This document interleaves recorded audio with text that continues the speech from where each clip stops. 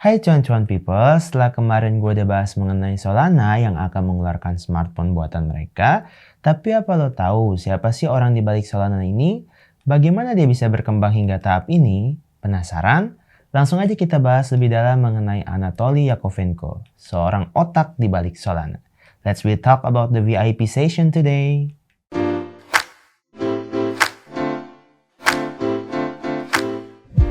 Anatoly Yakovenko atau biasa dipanggil Anatoly adalah seorang Anatoly Yakovenko atau biasa dipanggil Anatoly adalah seorang insinyur komputer yang berasal dari Rusia.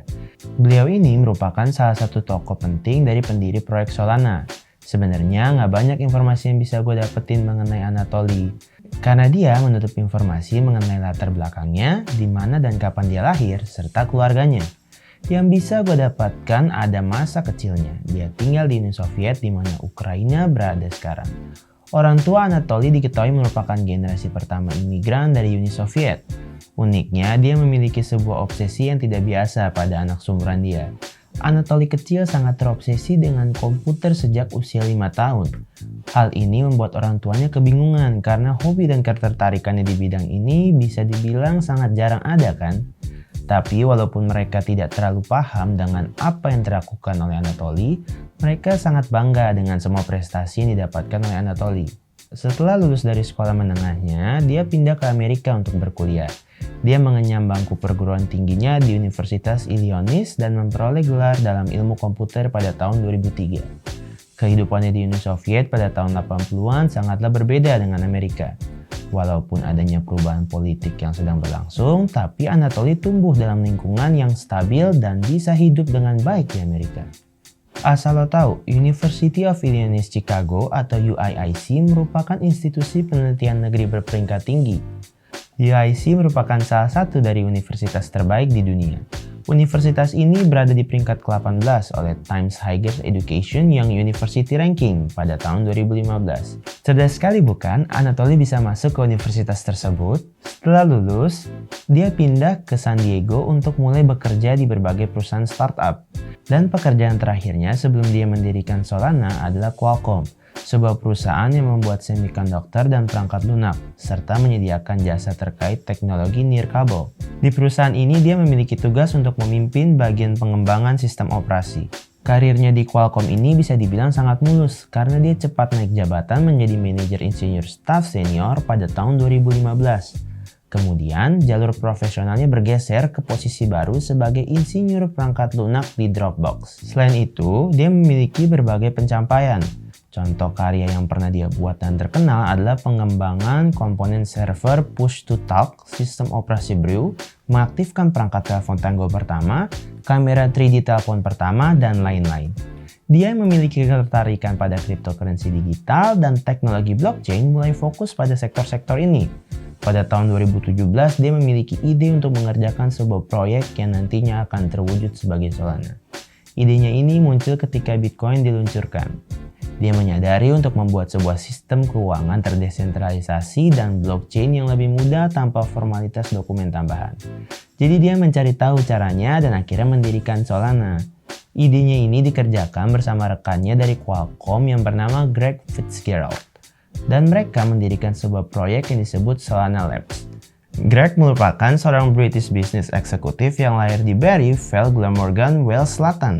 Dia dan keluarganya hidup di Singapura karena ikut dengan ayahnya yang bekerja sebagai petugas surat pemerintah di Angkatan Laut Kerajaan. Sejak umurnya 4 tahun, dia tinggal di Devon dan bersekolah di Torquay. Tapi di umurnya yang ke-16 tahun, dia keluar dari sekolahnya dan mulai bekerja di hotel daerah Dartmouth sebagai tukang cuci piring. Di usia mudanya dia mencoba berbagai pekerjaan untuk bertahan hidup. Dia kemudian berkuliah di University of Illinois di Urbana. Di sana dia belajar teknik komputer dan lulus dengan nilai yang sangat memuaskan pada tahun 2003. Lalu dia melanjutkan ke jenjang diploma di University of California San Diego dan lulus pada tahun 2013. Oh iya, sebelum dia mengembang pendidikan diplomanya pada tahun 2005, dia bekerja di Qualcomm, perusahaan yang sama dengan Anatoly selama 13 tahun. Di Qualcomm ini, Greg menjabat sebagai kepala kantor, kemudian dia resign di tahun 2018 dengan berdirinya Solana Lab ini. Sekarang, Greg menjabat sebagai arsitek utama dan CTO Solana. Dia memiliki pengalaman dalam bekerja dengan sistem tertanam dan dia membuat jembatan pemrograman RPC dua arah antara C dan Lua untuk sistem operasi Brew. Greg juga membangun blockchain berkinerja tinggi baru untuk mendukung lebih dari 50.000 transaksi per detik di jaringan Gigabyte pada Solana.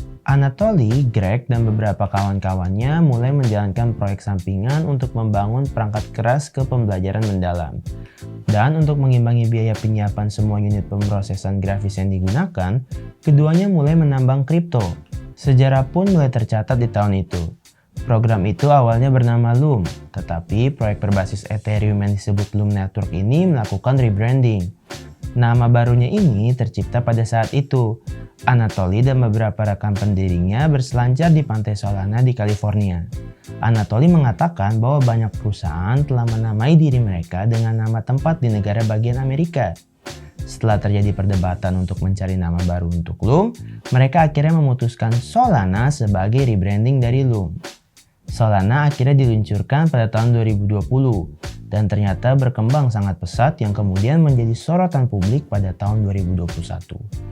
Pada tahun 2021 ini bisa dibilang merupakan tahun kunci bagi Solana. Dengan proyek tersebut, Anatoly mendapatkan banyak perhatian terlepas dari transisi Glacial Ethereum ke Ethereum 2.0. Anatoly mengklaim bahwa itu merupakan kekuatan Solana, mengingat jaringan tersebut tidak mengambil shutdown dan selalu aktif selama 24 jam. Dia juga menganggap bahwa Solana akan terus berkembang dan akan terus melakukan banyak inovasi baru guna mempermudah penggunanya yang berkembang di teknologi yang terjadi saat ini. Nah, di tahun 2022 ini, dia membuktikan dengan sebuah inovasi baru lagi dengan meluncurkan sebuah smartphone Android yang bernama Saga.